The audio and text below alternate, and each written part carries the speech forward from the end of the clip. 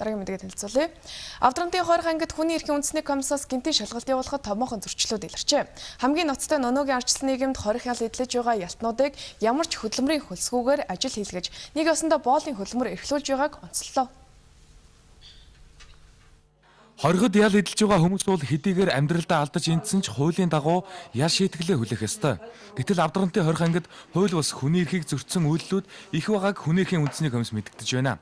Тухайлбал ялтнуудаар маш их хүнд хөдөлмөр эрхлүүлдэгч тэдний хөлс мөнгийг нь олгодоггүй байна. За энэ бол боолчлоос ялгаагүй зүйл гэдгийг онцлолоо. Улирлын шанартаа ууд урхаан ажил хийж байгаа тохиолдолд хөдөлмөрийн хөлс үйл ялтнуудад нэр төгсөлт олгодоогүй байна. Тэгэхээр шүүхийн шийдвэргүйс ерөнхий газар сүүлийн жилүүдэд энэ 2 жилийн өмнөөс ялтны хөдөлмөрийг бол үнэлгээтэй болгосон.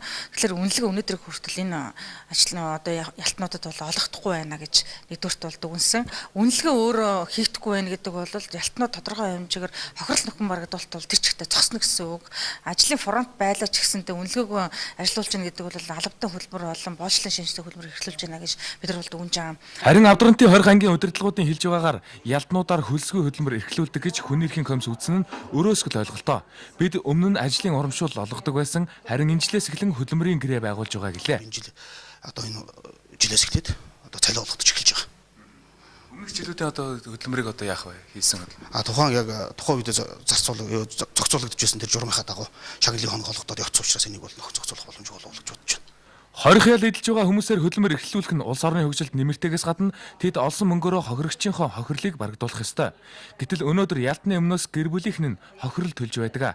Энэ мэтээр зөвхөн хөдөлмөр эрхлэлтийн цаана хүний эрхийн олон зөрчил нуугдгийг анхаарах цаг болсныг хэлж байна. Бид ялтнаар ажил хийх чиглэлийг барихаас ч өөрөөр байхгүй манаар гагцгүй энэ дээрээ тэр олон улсын хөдөлмөрийн байгууллагаас тавьдаг шаардлага, конвенцийн шаардлагыг л биелүүлэхгүй болвол одоо ер нь хэцүү байх шиг үлээ.